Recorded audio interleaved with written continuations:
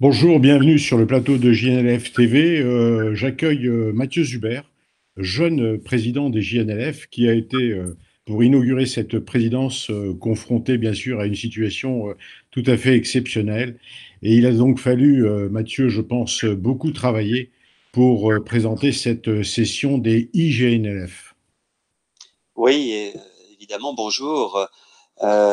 Qui aurait dit que nous serions face à de telles difficultés pour ce 24e opus des JNLF?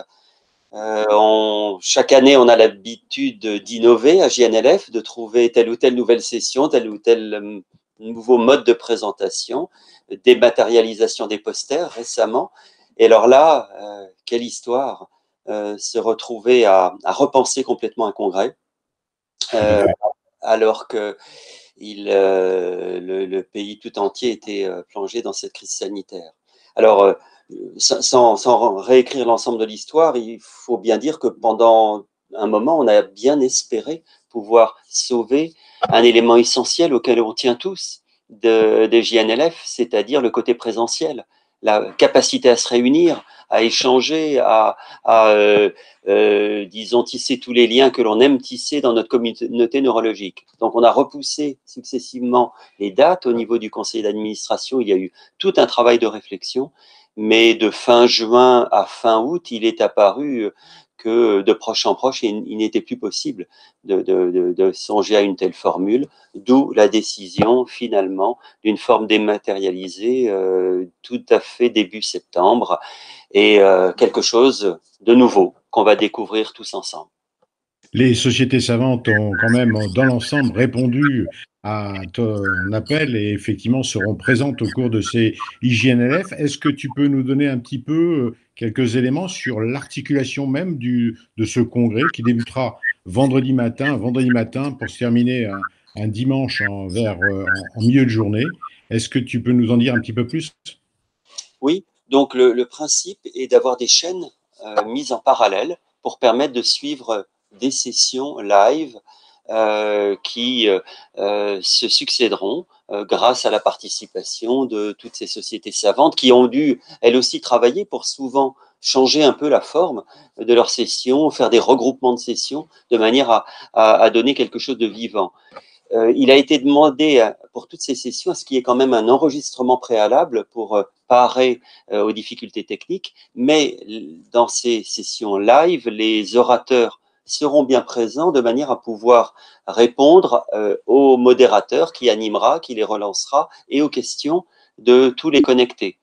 Donc ça, c'est le principe des chaînes en parallèle, 4 chaînes, plus une 5e complètement réservée aux ateliers qui, malgré le fait qu'il n'est pas si simple de faire des ateliers hors présentiel, se sont remaniés, se sont organisés pour un certain nombre d'entre eux.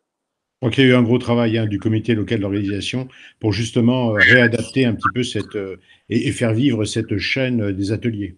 Très gros travail du comité local. Anne Revol, la présidente de ce comité local de Lyon, a beaucoup œuvré de manière à rassembler les troupes, à faire passer ce qui, évidemment, pour tout le monde au départ était une déception.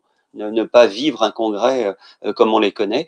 Et malgré cela, il y a vraiment eu ce travail de tous les collègues pour quand même garder l'essence même de ce que l'on aime, c'est-à-dire une formation continue, extrêmement variée et qui nous permet chaque année de progresser tous ensemble. Tu parlais tout à l'heure effectivement que chaque congrès, il y avait une innovation au cours de chaque congrès. Je crois qu'il y en aura quand même encore une supplémentaire, puisque le tournoi des jeunes talents ne va pas pouvoir se dérouler. Alors, il est remplacé par quoi exactement?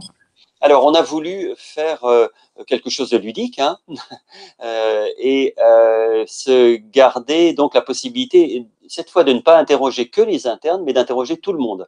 Donc, il va y avoir ce qu'on a appelé un Euroquiz qui va être un certain nombre de questions posées au cours de chacune des 3 journées, des questions différentes, avec la possibilité de gagner des points et peut-être de remporter ce NeuroQuiz pour tous les participants, tous les inscrits.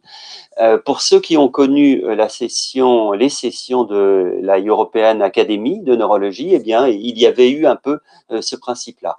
Là, l'idée aussi est qu'il y ait chaque jour une question pour laquelle il est possible d'aller chercher un indice sur le stand des JNLF. Donc, à chacun de penser à aller bien visiter les stands au bon moment pour avoir le maximum de réponses possibles. Merci beaucoup. Une petite question juste pour terminer et peut-être se projeter un peu dans l'avenir. Est-ce que tu penses effectivement que les prochains congrès du JNF, qui, nous l'espérons tous, seront en présentiel, auront quand même un petit peu un côté IJNLF de nouveau pour finalement être un peu plus ampli? Moi, je pense que il faut voir ce que nous allons vivre cette année comme une opportunité. C'est-à-dire qu'on va acquérir de nouveaux réflexes et de nouvelles manières de raisonner, d'une part. Et deuxièmement, on va acquérir, je l'espère, et c'est vraiment un objectif, de nouveaux publics. On a des collègues dont on sait qu'ils sont intéressés par les JNLF dans la francophonie, Tout à euh, fait. au Maghreb, en Afrique francophone, des collègues qui, chaque année, réinterrogent les uns les autres, mais ne viennent pas pour des raisons évidentes, c'est pas simple de venir jusqu'à nous. Et donc, garder le principe d'avoir un certain nombre de sessions plus complètement filmées, plus complètement disponibles, peut-être avec une animation en live, pour tout ce public-là, c'est, je crois, un vrai objectif à venir. Et l'expérience accumulée cette année va être très importante pour faire grandir JNLF. Eh bien, écoute, merci infiniment, Mathieu, et nous souhaitons bien sûr le maximum de réussite à ces IGNLF. Donc, rendez-vous début septembre. Merci beaucoup. À bientôt. À bientôt.